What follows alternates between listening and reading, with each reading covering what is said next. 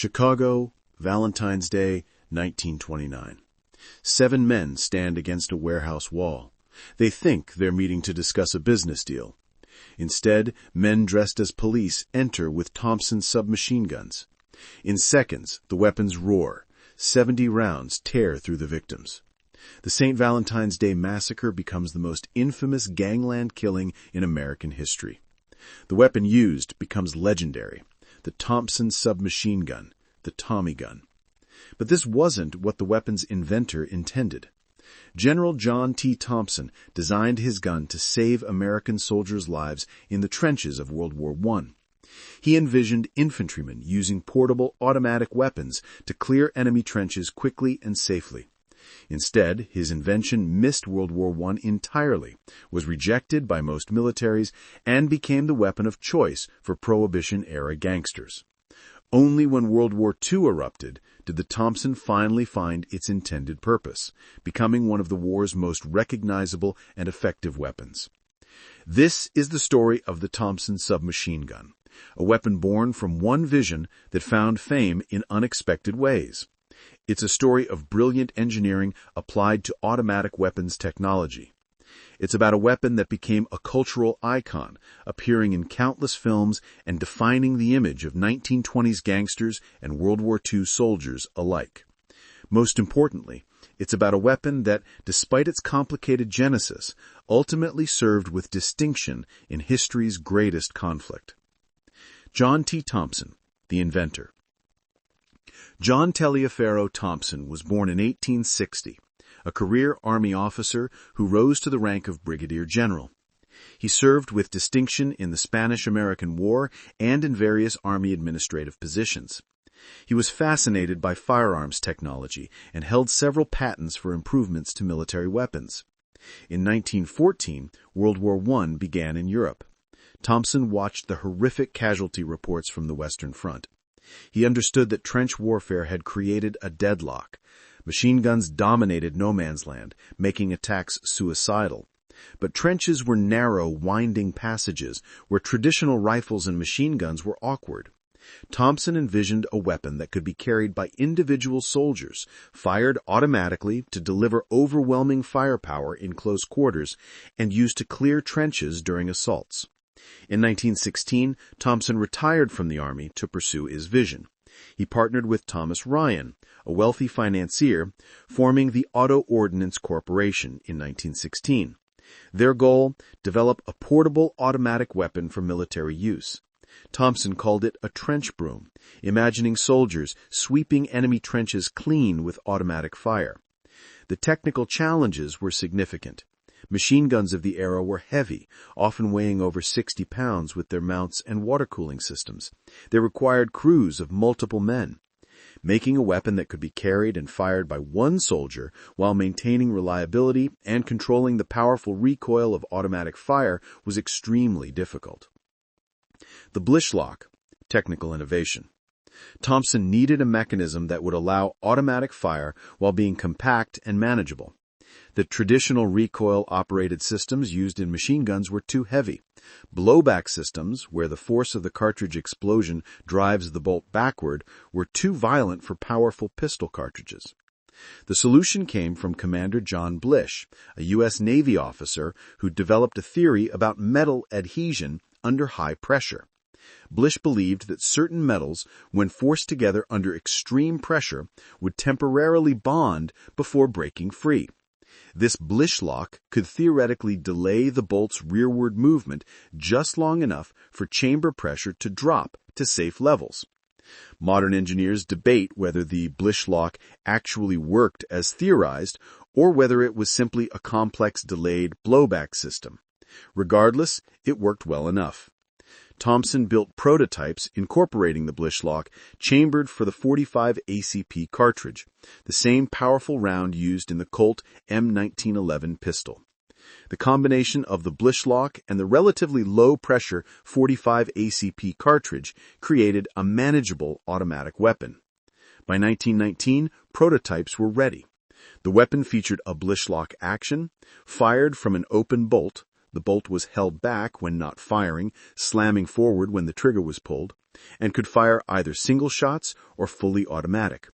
It fed from stick magazines holding 20 or 30 rounds or from drum magazines holding 50 or 100 rounds.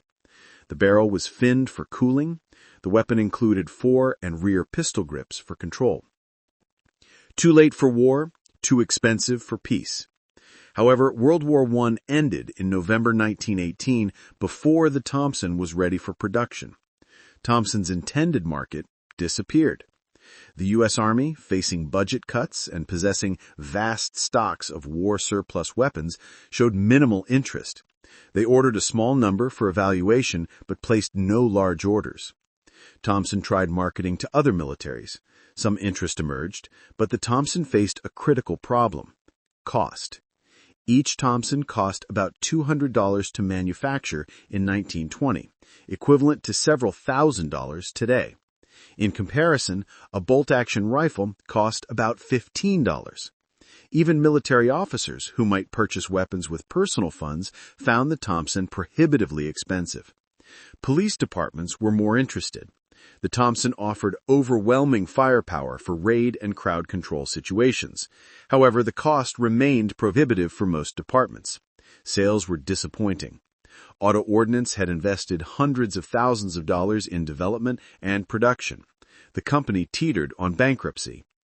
Then, unexpectedly, a new market emerged: criminals.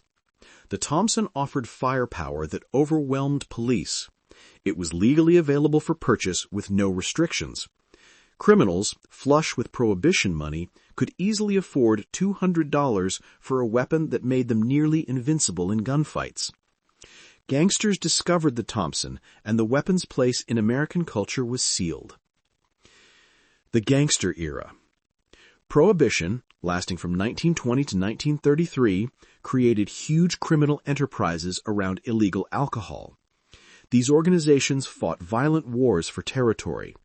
Traditional pistols and shotguns gave way to automatic weapons. The Thompson, with its devastating firepower, became the weapon of choice for gangland warfare. The Thompson appeared in headline-grabbing crimes throughout the 1920s: bank robberies, armored car heists, gangland executions. The weapon became synonymous with organized crime. Gangsters gave it colorful nicknames: Chicago typewriter, because of its rapid-fire sound; Chicago piano; chopper; and most enduringly, Tommy gun. The St. Valentine's Day Massacre in 1929 brought the Thompson to national attention. 7 members of Bugs Moran's gang were lined up against a warehouse wall and machine-gunned by men in police uniforms, likely Al Capone's organization. The brutality shocked even a public accustomed to gangland violence. Newspapers ran lurid stories. The Thompson became a symbol of gangster violence. Public pressure mounted for gun control. The Thompsons used by criminals threatened to overshadow any legitimate applications. The National Firearms Act of 1934 placed strict controls on automatic weapons, requiring registration and imposing heavy taxes. This effectively ended civilian sales, but came too late to change the Thompson's public image. Ironically, law enforcement also adopted the Thompson. Police departments facing heavily armed criminals needed equivalent firepower. FBI Director J. Edgar Hoover equipped his agents with Thompsons for raids against gangsters. Famous lawmen like Eliot Ness and his Untouchables carried Thompsons. The weapon appeared on both sides of the law, adding to its mystique. Military adoption and refinement. Despite its civilian notoriety, military interest in the Thompson gradually increased during the 1930s. The U.S. Marine Corps adopted it for small unit operations, finding it ideal for jungle warfare, where close-range firepower was crucial. The Marines used Thompsons in Nicaragua and other interventions. Reports were positive. The weapon was reliable, powerful, and effective in close combat. The U.S. Coast Guard armed patrol boats with Thompsons for anti-smuggling operations. The FBI's success with the weapon impressed military observers. Slowly, orders increased. However, the weapon remained expensive, limiting purchases to small numbers for special operations units. The M1921 model, the original military version, featured the Blischlock, a finned barrel, and elaborate machining. In 1928, a civilian model with a simplified buttstock and horizontal foregrip appeared. The M1928 military version followed, incorporating improvements from user feedback. But the weapon remained expensive to manufacture, limiting widespread adoption. World War II changed everything. When Germany invaded Poland in September 1939, Britain and France declared war.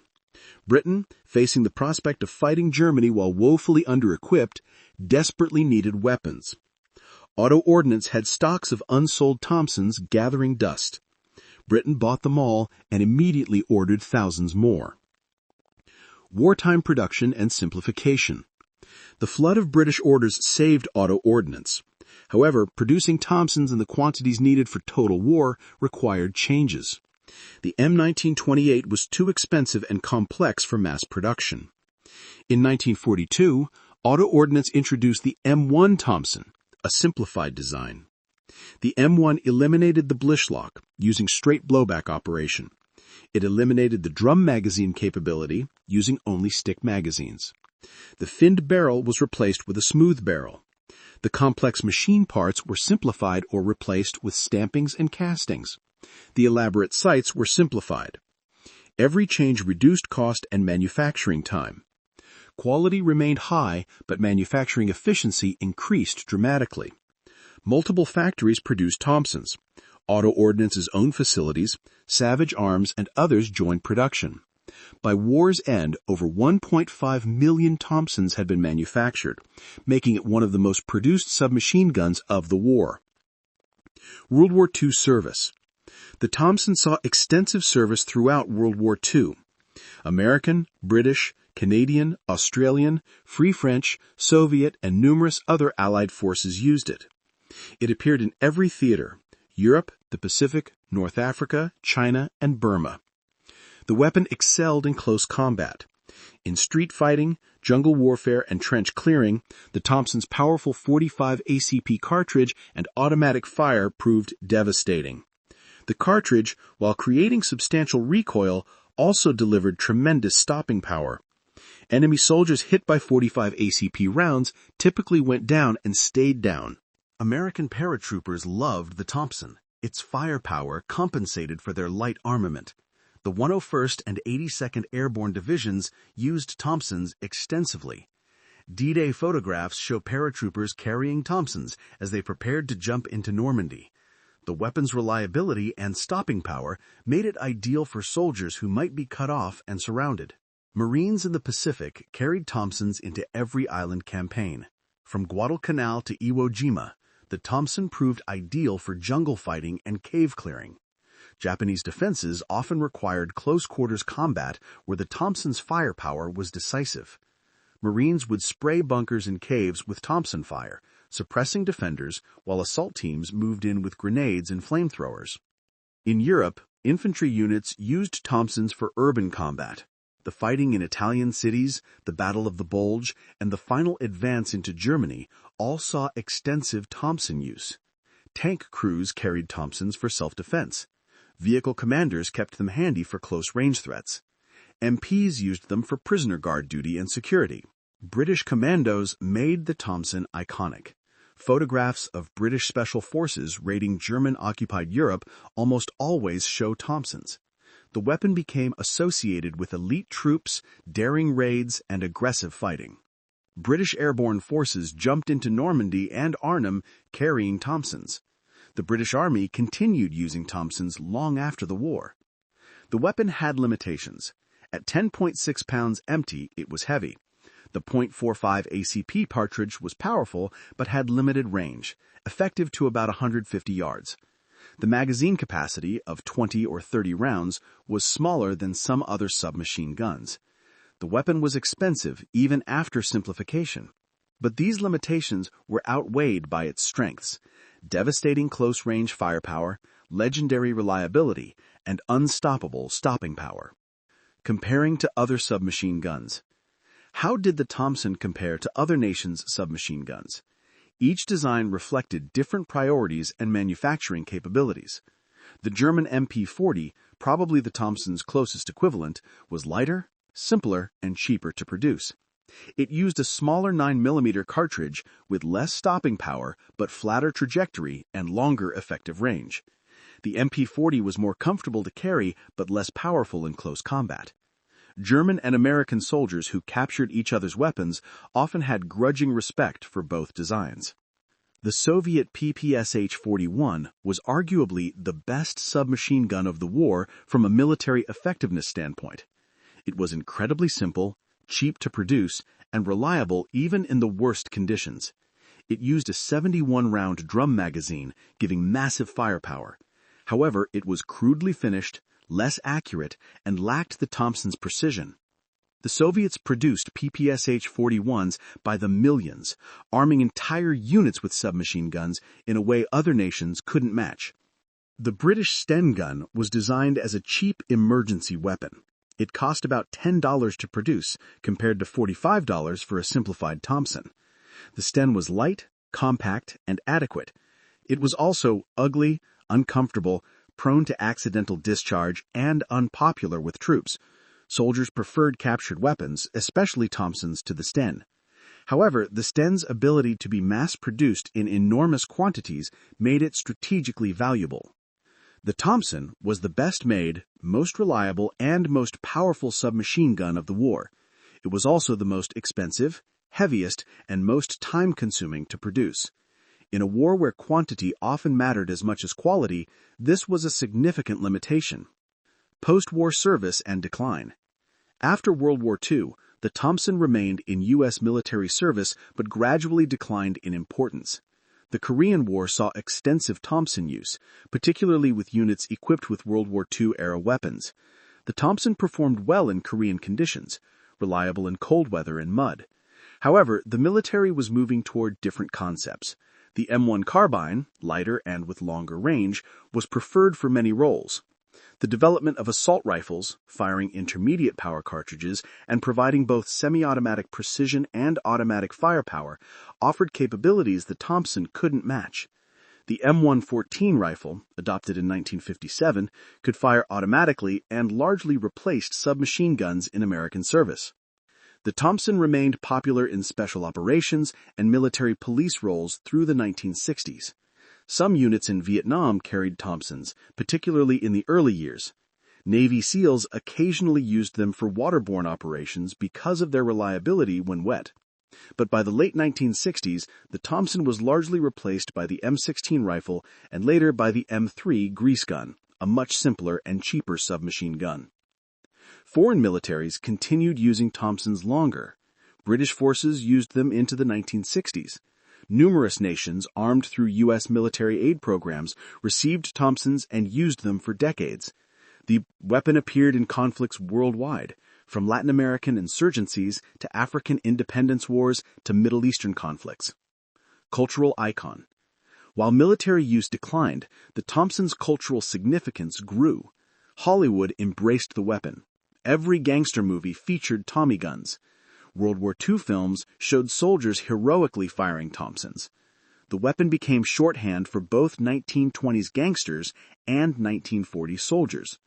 The distinctive profile, the drum magazine, the sound of rapid fire, all became iconic. Even people who knew nothing about firearms recognized a Tommy gun. It appeared in video games, comic books, and television shows. Musicians referenced it in songs.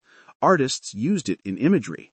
This cultural significance created a collector's market. Original Thompsons became highly valuable, with pristine examples selling for tens of thousands of dollars. Reproductions and semi-automatic versions allowed enthusiasts to own and shoot Thompsons legally. Shooting a Thompson became a bucket list experience for firearms enthusiasts. Technical legacy. The Thompson influenced submachine gun development for decades. Its reliability under harsh conditions set a standard. The idea that submachine guns should be rugged, simple, and effective became doctrine. Later designs incorporated lessons from the Thompson. The concept of using pistol-caliber cartridges in automatic weapons for close combat became standard. While assault rifles eventually dominated, submachine guns remained relevant for special operations, vehicle crews, and law enforcement. Modern submachine guns like the Heckler & Koch MP5 trace their lineage back through designs that learned from the Thompson. The Thompson also demonstrated the importance of manufacturing considerations in weapon design. The M1928 was arguably a better weapon than the M1/M1A1 in some ways, but the simplified versions could be produced in the quantities needed for total war. This lesson influenced post-war weapons development, with manufacturability becoming as important as performance. John T. Thompson's legacy. General Thompson died in 1940, just as his weapon was finally achieving the military success he'd envisioned. He never saw the Thompson used extensively in World War II. He died believing his invention was a commercial failure, known mainly as a gangster weapon rather than the life-saving military tool he'd intended. History vindicated Thompson's vision. The Thompson did save soldiers' lives in World War II, exactly as he'd hoped. It provided overwhelming firepower in close combat. It was reliable when soldiers' lives depended on it. It helped win battles and ultimately helped win the war. That Thompson didn't live to see this success is one of history's sad ironies.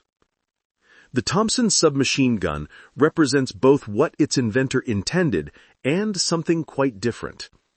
It was designed to save American soldiers in one war, missed that war entirely, became infamous in criminal hands, then finally fulfilled its intended purpose in an even larger war. Few weapons have such a complicated, unexpected history. Conclusion. The Thompson submachine gun is one of history's most recognizable weapons. Its distinctive silhouette appears in countless films, photographs, and cultural references. It bridged eras, from the trenches its inventor imagined, to Prohibition-era Chicago, to the beaches of Normandy and the jungles of the Pacific. It was an excellent weapon, perhaps the finest submachine gun of its era, in terms of quality and reliability. It was also expensive, heavy, and ultimately made obsolete by newer concepts. But for the soldiers who carried it in World War II, the Thompson was a trusted companion that delivered devastating firepower when needed most. Over 1.5 million Thompsons were produced. They served in armies worldwide. They fought in every major conflict from the 1920s through the 1960s. They saved countless soldiers' lives by giving them superior firepower in close combat. They became cultural icons that transcended their military purpose. General John T. Thompson set out to create a trench broom to help American soldiers in World War I. He created something far more significant, one of the 20th century's iconic weapons, a gun that came to symbolize both the violence of the gangster era and the courage of World War II soldiers. The Tommy gun roared across decades of history, and its echo still resonates today.